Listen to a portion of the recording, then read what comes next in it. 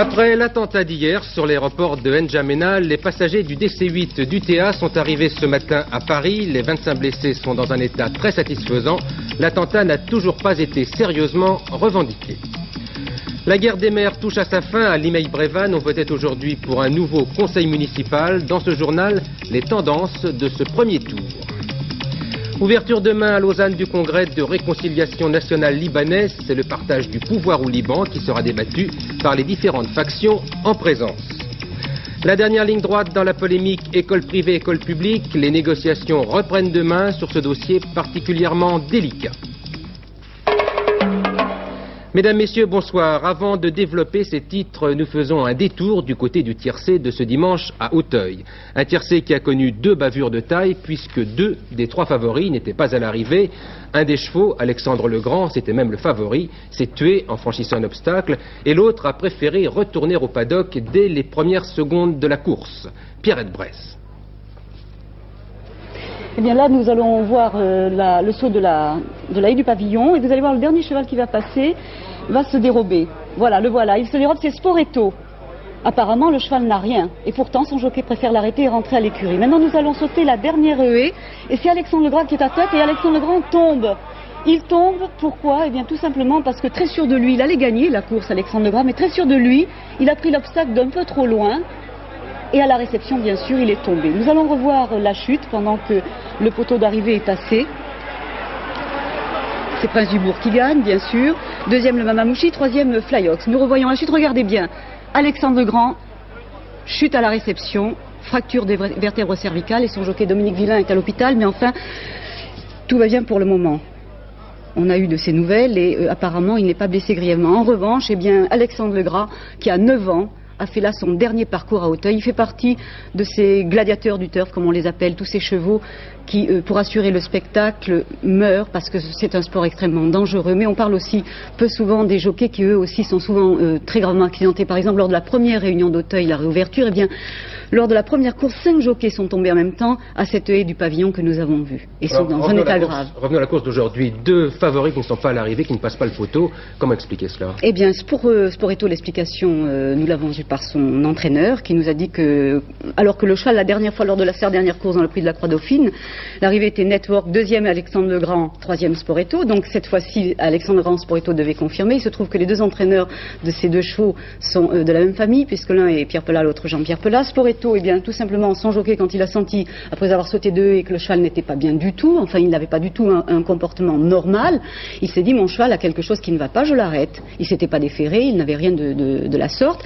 Qu'est-ce qui se passe dans ces cas-là? Eh bien, les commissaires demandent automatiquement des analyses parce qu'on veut savoir si le cheval n'a pas eu quelque chose d'anormal. Les résultats, nous les aurons d'ici 2-3 jours. Quant à Alexandre Legrand, qui est un cheval très confirmé sur les obstacles, il a 9 ans, je vous l'ai dit, c'est un cheval très connu à Auteuil, eh bien lui, il est mort. C'était un grand cheval et il est mort peut-être parce qu'il était trop sûr de lui et que c'est un sauteur fantastique. Mais là, il a senti que le poteau d'arrivée n'était plus trop loin, qu'il allait gagner parce qu'ils le sentent, les chevaux. Il s'est enlevé d'un peu trop loin et malheureusement, ça a été la chute brutale. Merci Pierrette. Malgré donc cette arrivée tragique, il y avait un résultat du tiercé. Il fallait jouer le 1, le 11 et le 10. C'est la combinaison gagnante. Ce qui rapporte dans l'ordre pour 5 francs 692 francs et 50 centimes. Et dans un ordre différent, toujours pour 5 francs, 138 francs et 50 centimes. L'attentat hier contre un avion d'UTA sur l'aéroport de N'Djamena, cette action n'a toujours pas été sérieusement revendiquée. Sur place, une enquête a été ouverte. Elle est menée conjointement par les autorités tchadiennes et françaises.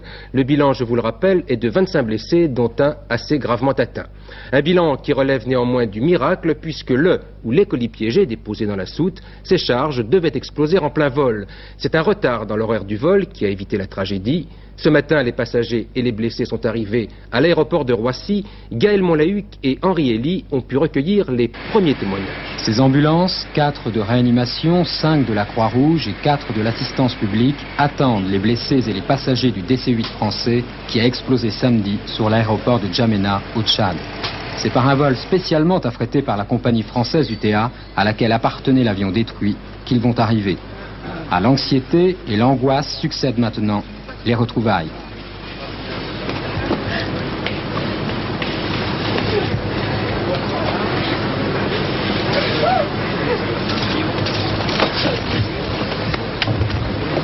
messieurs, dames, si vous voulez.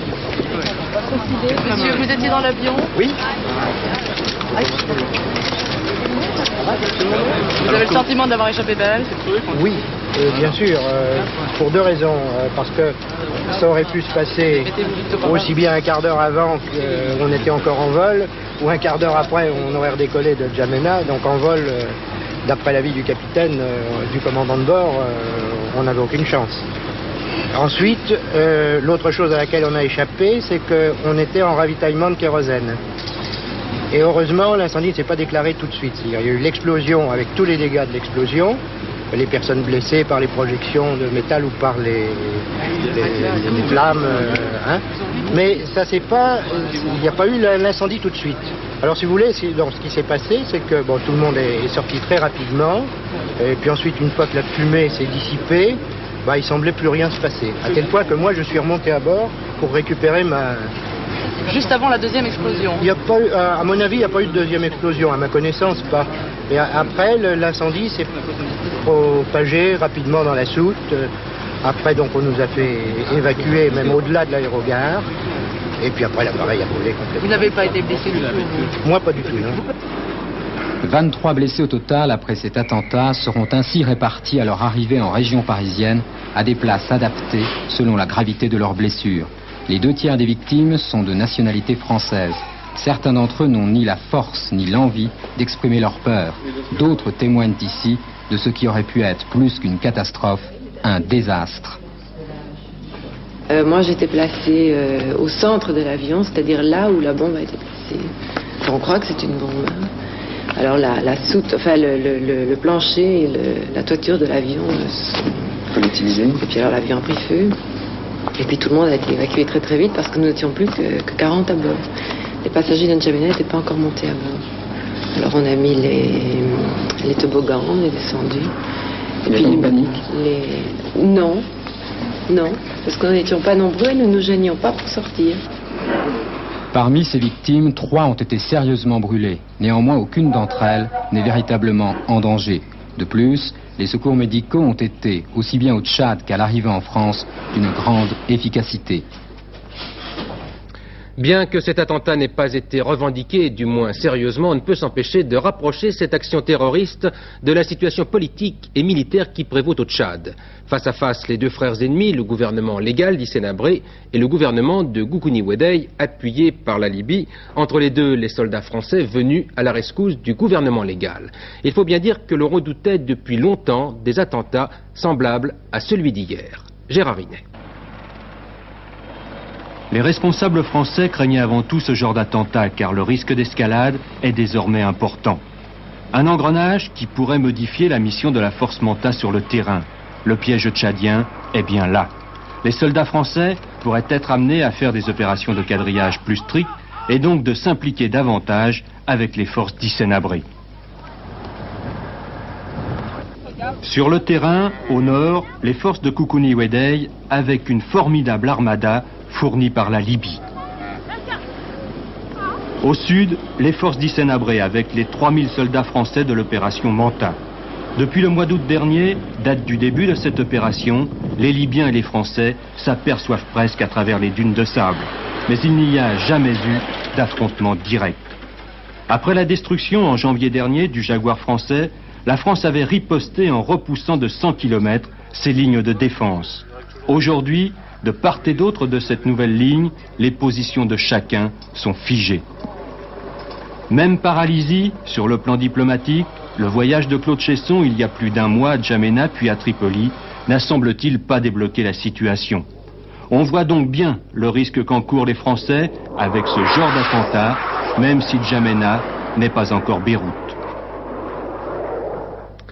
Le gangster, tué ce matin sur la piste de l'aéroport de Bordeaux-Mérignac, Radika Johanovic, s'apprêtait très vraisemblablement à faire évader un détenu de la prison de Gradignan dans la banlieue de Bordeaux. Armé d'un pistolet de gros calibre, il allait en effet se rendre maître d'un hélicoptère pour lequel il avait déjà proposé 1000 $. La police qui l'attendait a retrouvé dans sa poche un plan de cette prison de Gradignan. C'est là qu'est enfermé l'un de ses amis, Bruno Soulac, arrêté le mois dernier après une première évasion rocambolesque. Jérôme Bonny. Le projet ambitieux de Jovanovic était de libérer Sulak en se rendant en hélicoptère de l'aéroport de Mérignac à la prison de Gradignan pour enlever son complice au moment de la promenade. Tentative mise en échec par l'intervention de la police. Cette fois-ci, le roi de la cavale restera sous les verrous. Bruno Sulak, 28 ans, ancien légionnaire, caïd du gang des Yougoslaves. 2 évasions réussies, des dizaines de braquages de supermarchés et de bijouteries, notamment contre la bijouterie Van Gold à Paris en janvier 83. Avec 2 complices, il neutralise les employés à l'aide de menottes et prend soin de retirer la bande vidéo de la caméra de contrôle avant de s'enfuir. Moins d'une semaine plus tard, même scénario à la bijouterie Cartier de l'avenue Montaigne, toujours à Paris. Mais le sommet de sa carrière, c'est le 19 août dernier, le braquage de la bijouterie Cartier de Cannes, où il rafle pour plus de 30 millions de francs en bijoux. Sulak a été arrêté à Hendaye le 9 février dernier. Son complice était le plus souvent Radika Jovanovic, abattu ce matin par les policiers à Mérignac. De nombreuses élections partielles se déroulent ce dimanche. Il y en a une douzaine au total. Le résultat le plus attendu, c'est celui de Limeil-Brévannes dans le Val-de-Marne. Cette petite ville s'est illustrée ces dernières semaines à travers la guerre des maires qui faisait rage au lendemain de l'inversion du scrutin de mars 83 par le Conseil d'État. On votait donc de nouveau aujourd'hui pour élire un nouveau conseil municipal, le gouvernement ayant préféré dissoudre tout simplement la municipalité précédente. Nous retrouvons Jean-Louis Le Sen pour une première tendance. Oui, plus vite on en aura terminé et mieux ça vaudra, c'est ce qu'ont semblé dire aujourd'hui les électeurs de Limeil-Brévannes. Dès midi, il y avait 8% de votants de plus qu'au mois de mars 83 à la même heure. Et ce soir, on arrive à un taux de participation record, 75% à 19h30 contre 68% en 83 à 20h. Cela dit, les bureaux de vote viennent tout juste de fermer leurs portes et il est difficile de tirer à l'heure actuelle des enseignements de l'afflux exceptionnel d'électeurs. D'autant plus que depuis 83, environ 1/10 d'entre eux ont été radiés des listes électorales. Plus vite on aura terminé, mieux ça vaudra, car la population ici, après une année d'imbroglio politico-juridique, pour savoir qui était réellement majoritaire dans la commune et qui était vraiment le maire, la population souhaite ce soir connaître le plus vite possible les résultats et surtout ne plus voir accoler le mot infamant de fraude au nom de Limeil-Brévannes. Tout aujourd'hui s'est déroulé dans le calme, mais tout est mis en œuvre par la délégation spéciale et avec beaucoup de minutie pour éviter le risque d'une nouvelle annulation et pour se prémunir contre l'éventuelle fièvre du dimanche soir. Le Parti socialiste a mis aujourd'hui la dernière main à sa liste de candidats aux élections européennes. Derrière Lionel Jospin, c'est une conseillère municipale de Bayonne, Madame Nicole Perry, qui vient en seconde position, suivie de Jean-Pierre Cotte. Un seul ministre figure sur la liste. Il s'agit de Max Gallo, qui est porte-parole du gouvernement. S'il est élu, M. Gallo devra donc quitter ses fonctions, les 2 charges n'étant pas compatibles. Depuis 4 jours, les jeunes communistes sont réunis en congrès à la porte de Pantin à Paris. 1400 jeunes et 50 délégations étrangères ont assisté aux travaux qui ont vu l'élection d'un nouveau secrétaire général. C'est Jacques Perreux qui remplace Pierre Zarka qui remplissait cette fonction depuis 5 ans. Georges Marchais clôturait cet après-midi ce congrès dont le mot d'ordre était cette année « Passons aux actes ». Après avoir stigmatisé les médias accusés de ne pas parler des vrais problèmes des jeunes et notamment des jeunes communistes, Georges Marchais a invité son auditoire à se méfier des nouvelles personnalités qui occupent le devant de la scène politique. Il faisait référence à Jean-François Kahn implicitement et à Yves Montand. Méfiez-vous de ceux qui ont joué la comédie toute leur vie et qui vous disent assez de comédie dans la politique. Méfiez-vous de ceux qui vous disent il faut des hommes neufs et qui se pâment devant Le Pen, Simone Veil ou Edgar Faure.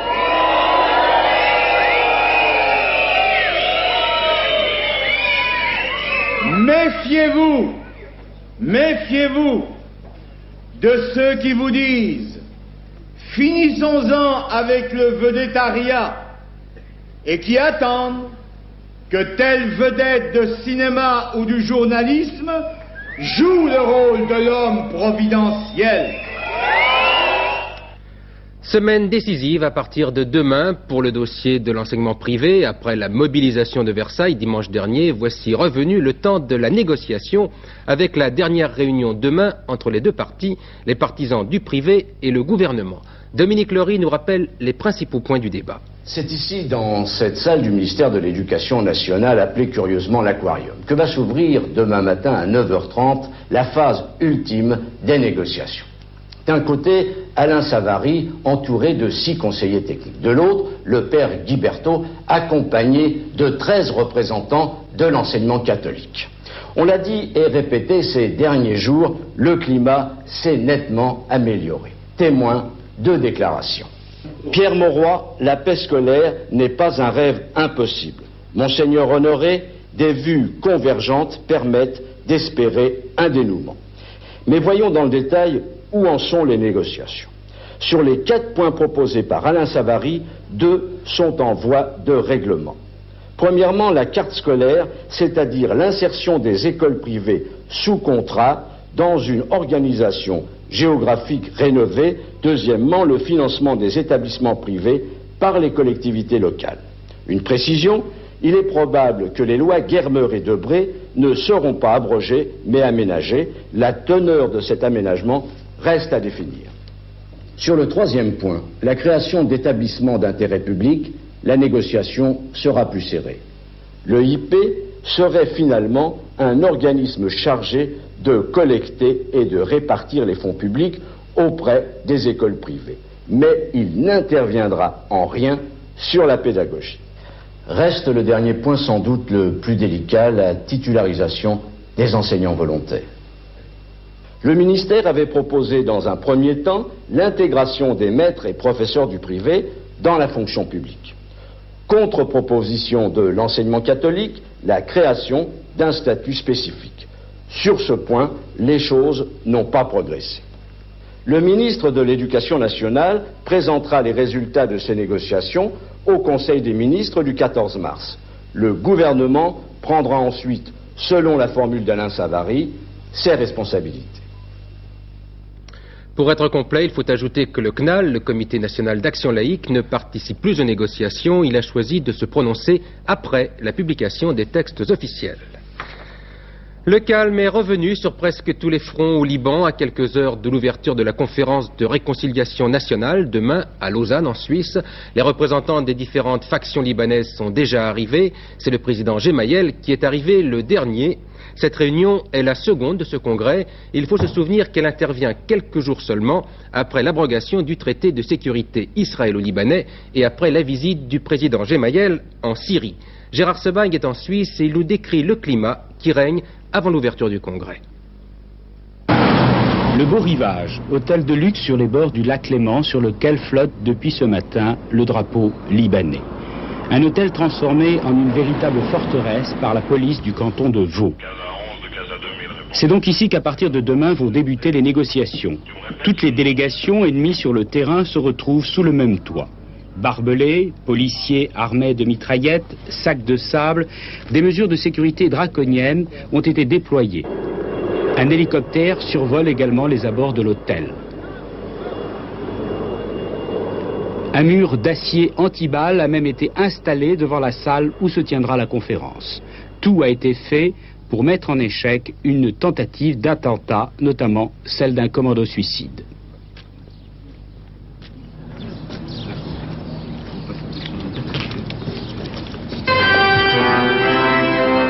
Matinée de détente pour les chefs de délégation. Monsieur Pierre Gemayel, père du président Amin et chef du parti des Phalanges, en a profité pour se rendre à la messe où il a assisté à l'office de 10 heures. Lui affiche un certain optimisme. J'espère que cette fois-ci, nous ne serons pas déçus. J'espère. Vous êtes optimiste ou pessimiste? Je suis optimiste, de nature. Vous pensez que rien ne peut se faire sans la Syrie alors? Pas rien que ça, parce que, qu'est-ce que vous voulez, la Syrie occupe notre pays, les 3/4 du pays sont occupés, comme vous le savez. Le sud est occupé, le nord est occupé, la Beka est occupée. Les 3/4 du pays sont occupés, et le quart qui n'est pas occupé n'est pas très sûr. Face à l'hôtel, promenade sur les bords du lac pour monsieur Nabi Berri, le chef des milices chiites. Une promenade détendue où il nous confirme tout d'abord son prochain voyage à Paris. Alors vous pensez que vous allez venir nous rendre visite, monsieur Berri, prochainement? J'espère ça. J'espère enfin le faire. De toute façon, tout dépend de ce qu'il se passe ici. Est-ce que vous êtes... Qu'est-ce qu'il se passe ici et après. Est-ce que vous êtes optimiste quand même? Oh là là. C'est une question difficile? Non, non, malheureusement non. Non. Non. On va voir tout le monde ici. C'est mon frère. Ah, c'est votre frère. Monsieur Nabi Berri est devenu en quelques semaines le personnage clé du Liban. Ce sont ces milices chiites qui ont chassé de Beyrouth-Ouest l'armée régulière du président Gemayel. Après la perte d'une partie de sa capitale, Amin Gemayel, pour sauver son pouvoir, a été contraint de se rendre à Damas et d'abroger l'accord israélo-libanais. C'est dire que monsieur Nabi Berri pèsera lourd dans la négociation. Il faut noter par ailleurs que c'est plutôt le pessimisme au Liban ce soir quant à un éventuel résultat de ce congrès, Paul Naon. Oui, pessimisme, d'autant que le véritable enjeu de cette conférence, c'est ni plus ni moins le partage du pouvoir au Liban. En effet, qui des différentes communautés peut et doit désormais exercer ce pouvoir, ou encore, en schématisant le problème, qui des musulmans ou des chrétiens dirigera demain le pays.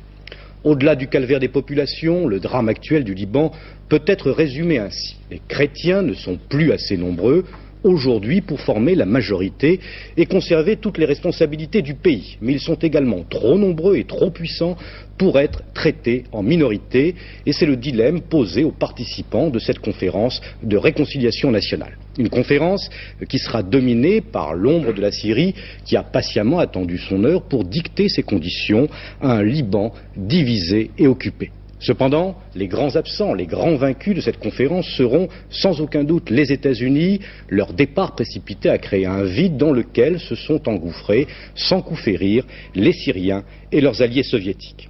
Demain à Lausanne, toutes les parties ont sans aucun doute intérêt à s'entendre pour mettre fin à cette guerre qui ensanglante cette région, une région menacée également par un autre conflit tout aussi grave, celui entre l'Irak et l'Iran. De nouveaux attentats en Angleterre qui semblaient viser une fois encore des résidents libyens. Cela se passait la nuit dernière à Manchester où une voiture piégée a explosé près d'une maison habitée justement par des Libyens. 2 personnes ont été blessées par un autre engin, toujours à Manchester, alors que les artificiers le désamorçaient.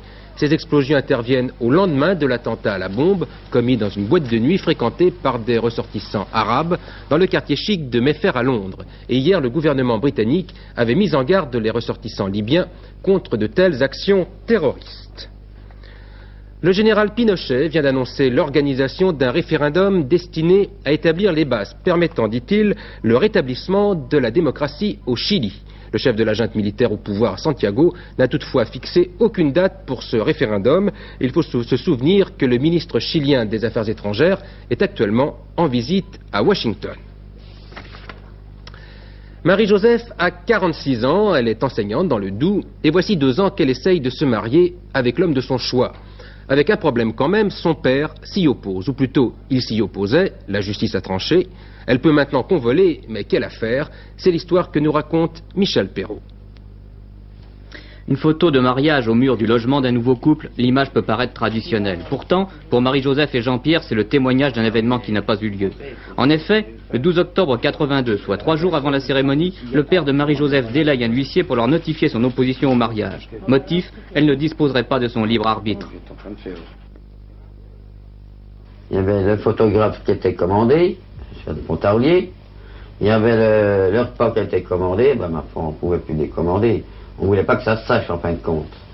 Alors, les gens en vérité, on s'est mis à marier, mais c'est un mariage blanc, ni maire ni curé, hein, voyez-vous. Mais on a fait, alors bien sûr, le photographe demandait de sourire, c'était pas évident. Marie-Joseph a 46 ans, mais son père s'appuie sur l'article 173 du Code civil qui autorise les parents à s'opposer au mariage de leurs enfants, même majeurs. Il affirme ainsi que sa fille a pu être contrainte à l'union.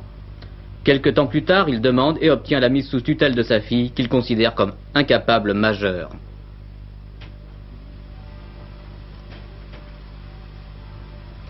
Incapable majeure, qu'elle ne sait pas gérer son argent, qu'elle ne sait pas se débrouiller,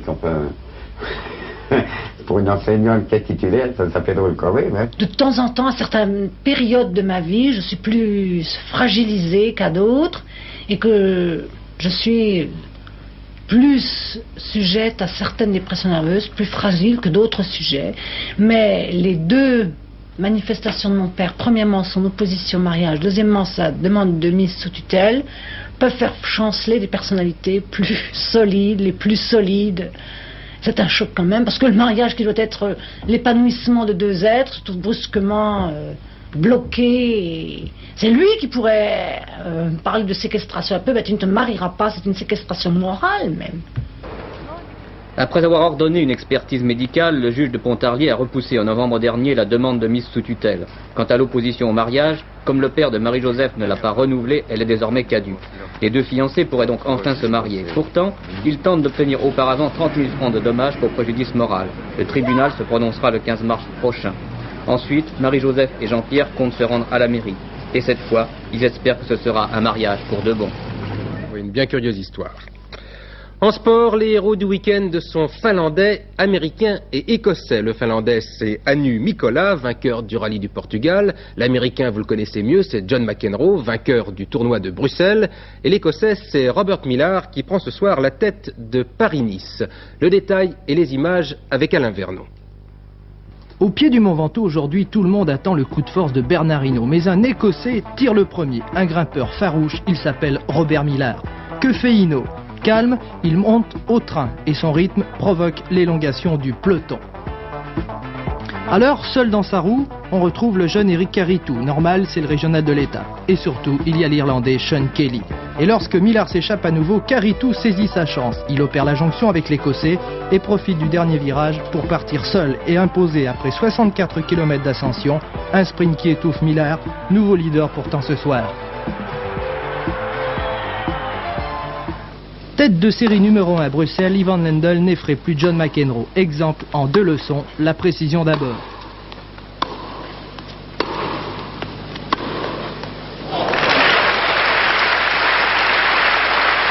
Enfin, la balle de match. C'est la condition physique de McEnroe qui paye cette fois.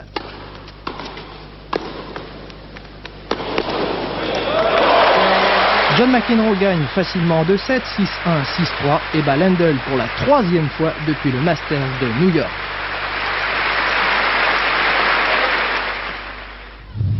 Au rallye du Portugal, Marcu Allen et sa Lancia défient son compatriote Mikkola. Lancia domine, mais c'est finalement la dernière étape. C'est dans la dernière étape que la marque allemande Audi réussit à remporter ce rallye du Portugal. C'est la 3e victoire consécutive pour Audi dans ce rallye, la 2e pour Mikkola. Quant au français Jean Ragnotti sur R5 Turbo, objectif atteint, il est 5e avec 7 minutes d'avance sur Walter Orr. Et j'ajoute qu'en ski, l'américaine Tamara McKinney récidive. Elle vient de remporter aux États-Unis le slalom géant de Waterville Valley devant Erika Hess et Christine Cooper. Perrine Pellens s'était classée 3e dans la première manche du géant d'aujourd'hui. La météo maintenant avec Brigitte Simonetta. Oui, et en ce mois de mars, la situation météorologique se présente sous tous ses aspects. De l'est à l'ouest, c'est tant qui rit, tant qui pleut, on ne peut rien y changer. Regardez la photo satellite. Non seulement aujourd'hui il y avait beaucoup de nuages sur le pays, demain ils ne bougeront pas, mais en plus ils seront réalimentés par la descente d'un air froid. Résultat sur notre carte, à l'ouest d'une ligne qui va des Pyrénées-Occidentales aux Ardennes, temps couvert et pluvieux. À l'est de cette ligne, après dissipation des brouillards matinaux, il fera beau. Il fera froid cette nuit, jusqu'à moins 8 degrés sur le massif central et moins 6 degrés à l'est. Demain dans l'après-midi, le minimum sera de 1 degré à Clermont-Ferrand, maximum 13 degrés à Nice et à Bastia, avec une moyenne nationale de 6 degrés. C'est peu pour un lundi 12 mars. Le soleil se lèvera à 7h09, se couchera à 18h51 et nous fêterons les Maximiliens. Avant de vous rappeler les prochains rendez-vous avec l'actualité, un mot des nouveaux magazines parus cette semaine, avec d'abord Laser Magazine, qui a l'ambition de parler tout à la fois de la vidéo, de la stéréo et de l'informatique. Un anniversaire ensuite avec le numéro 2000 d'Intimité.